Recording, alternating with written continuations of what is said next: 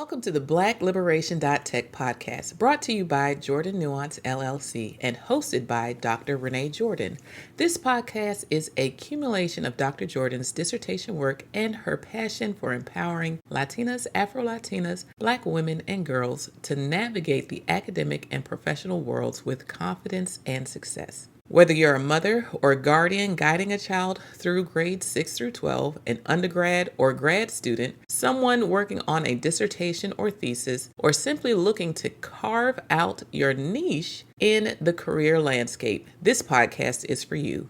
Each episode, Dr. Jordan shares her story, offers invaluable advice, and provides practical coaching to help you thrive in school, work, and beyond. Join our community on patreon.com/BlackLiberationTech and become a member for as low as $5 per month. As a member, you'll gain exclusive access to live recordings, impromptu academic and career coaching, and a network of like-minded individuals committed to mutual support and success. You're also welcome to follow Black Liberation Tech on YouTube, Instagram, Facebook, TikTok, and LinkedIn. Visit black-liberation.tech for even more information on Dr. Jordan's adventure in Inglés o Español. Tune in, get inspired, and let's embark on this journey together. Welcome to BlackLiberation.Tech, where your success story begins. Hello, everyone, and welcome back to another episode of the BlackLiberation.Tech podcast. I'm your host, Dr. Renee Jordan, and today we're going to take a look at another lesson in our Safety First series. So we're going to go ahead and jump in it by going to the Black-Liberation.Tech website. We're going to head over to lessons. Remember, it's in both English and Spanish. And the lesson that we are going to view today will be friends, not followers.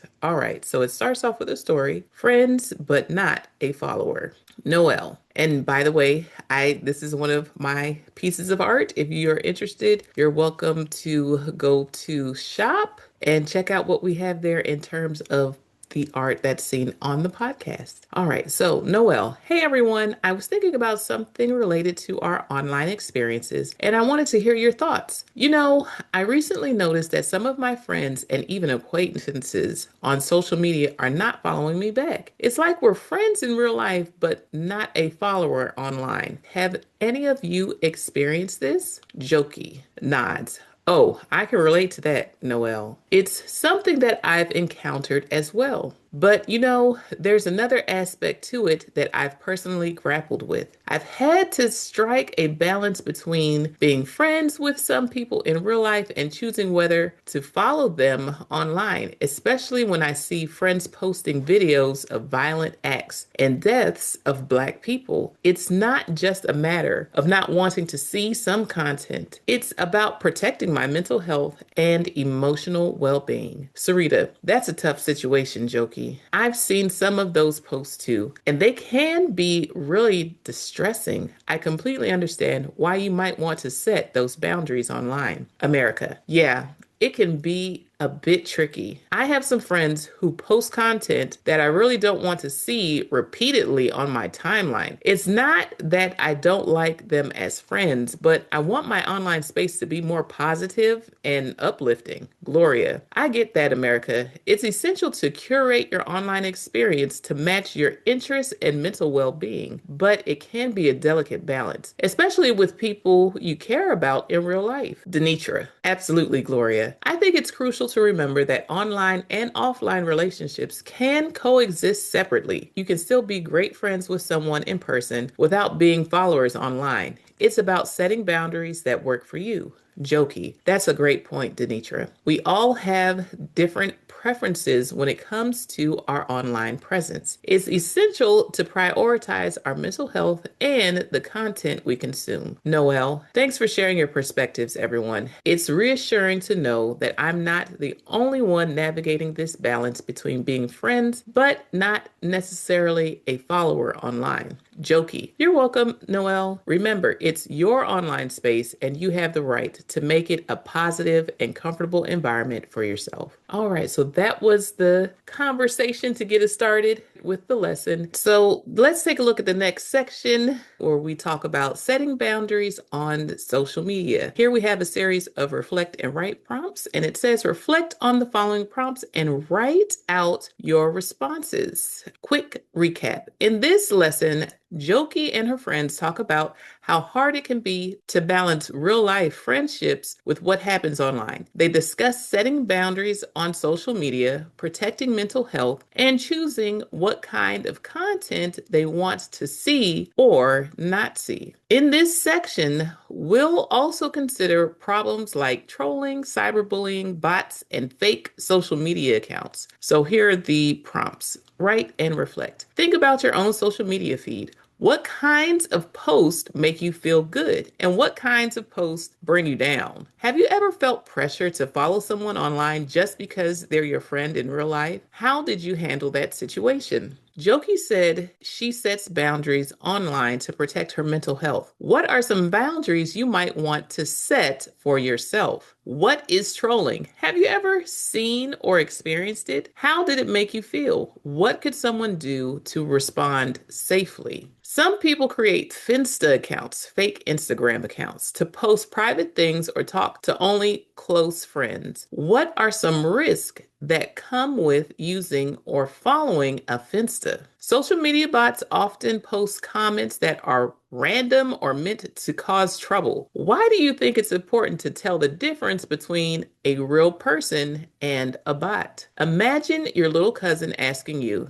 is it okay if I follow everyone who follows me? Write a short message or piece of advice you would give them about who to follow and why it matters. If a friend kept posting things that upset you, but you didn't want to hurt their feelings by unfollowing, what would you do? Describe at least two options that show you can care for others and still care for yourself. So I will stop here and take a moment and pause to say I am careful as far as who I follow online, specifically on TikTok. I make sure that the people that I'm following are positive. They are creating content that I feel that is either informative, funny, or cool to watch. I am an artist myself, and so I completely appreciate artistic gifts in others, and specifically when it comes to nails. So believe it or not, one of my favorite content to watch are the nail tech artists when they do different nail sets. I appreciate both those who freestyle their nail art as well as those who are able to take the inspiration from other nail techs and make it their own and be creative about it, like take it to a different level. I find that pretty cool. Some other things that I like to follow include someone who covers fraud and talks about the different ways people fraud others. It's a good way for me to learn what to and not to do, as well as what to keep an eye out on, because people are very creative when it comes to making money and stealing it. And some of the other people I follow include Black women who give tips on working in corporate America, as well as those who provide words of affirmation. So sayings on a regular basis that are meant to be positive and to encourage you. I definitely enjoy those. I also follow a couple of hair braiders. And so those are the types of content creators that I follow on TikTok. I also enjoy the Am I the A-hole readers on TikTok that are reading the different stories from Reddit. And I definitely vote in on whether or not I think someone may or may not be the a-hole when it comes to different stories and different scenarios. And it gets me thinking about, what if I was in that situation? What would I do? Do I think the person was right? Is this person delusional and they're actually just pushing their own agenda? And so that's a little bit about me, and I'll stop right there and let's read the rest of this lesson. So this next activity is to help you clean up your feed. Okay, so let's look at the objective of this activity. To help you reflect on your digital environment and take intentional actions to create a healthier, safer, and more affirming experience on social media by setting clear boundaries. So these are the instructions. Pause and reflect. So take about 5 to 10 minutes. Before you open your social media app, take a few minutes to answer the following in your journal or digital notepad. How do I feel after spending time on social media? What kind of content uplifts me? What drains me? Do I feel pressured to follow or keep following someone? When was the last time I cleaned up my feed? All right, step number 2, open your most used social media app. Spend 15 to 20 minutes completing the feed cleanup checklist below. Here's the first item on the checklist: unfollow accounts that make you feel insecure, anxious, or no longer align with your values. Here's the second item: mute people you care about, but whose content overwhelms you or you need space from. You'll still follow them, but won't see every post or get alerts. That might be very helpful. The next item is to block trolls, strangers sending inappropriate messages, or accounts that consistently post harmful or triggering content. Follow at least 3 accounts that inspire, educate, or align with your passions. Example, writers, artists, scientists, activists, historians, etc. Moderate. Adjust your comment settings to block harmful words or limit comments from people you don't know. Turn off notifications for accounts or apps that constantly demand your attention and interrupt your focus. That seems like something that's pretty easy to do. Organize close friends/private stories. Create a list to share personal content only with people you trust. Check tagged photos. Untag yourself from posts you don't want on your profile. Step 3, reflect again.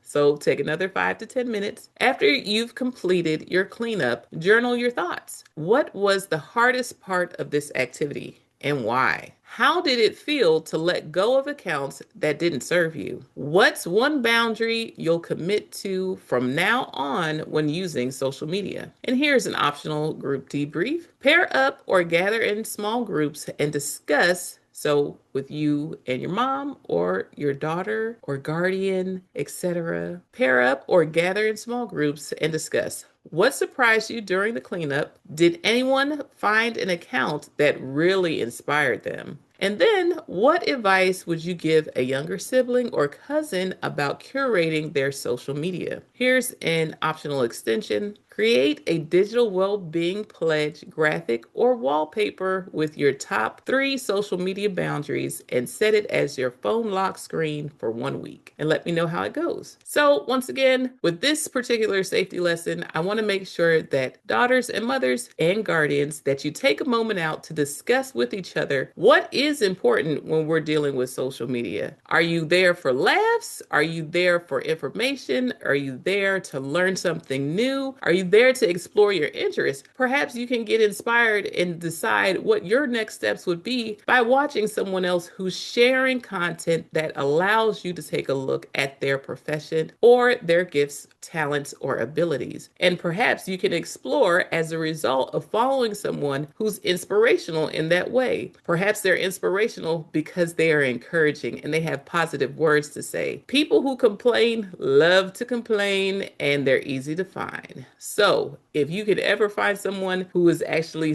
an optimist or someone who is speaking positively, that could be a good person to follow so that you can get your daily dose of positivity as you go along your way. Thank you for tuning in to the BlackLiberation.Tech podcast, brought to you by Jordan Nuance LLC and hosted by Dr. Renee Jordan. We hope today's episode has inspired you and provided valuable insights to help you navigate your academic and professional journey with confidence and success. Remember to like, subscribe, and share, as well as rate and review the podcast to help it become more discoverable. Whether you're guiding a child through grades 6 through 12, tackling undergraduate or graduate studies, working on a dissertation or thesis, or exploring your career options, this podcast is here to support you every step of the way. Join our community on patreon.com/BlackLiberationTech and become a member for as low as $5 per month. As a member, you'll enjoy exclusive access to live recordings, impromptu academic and career coaching,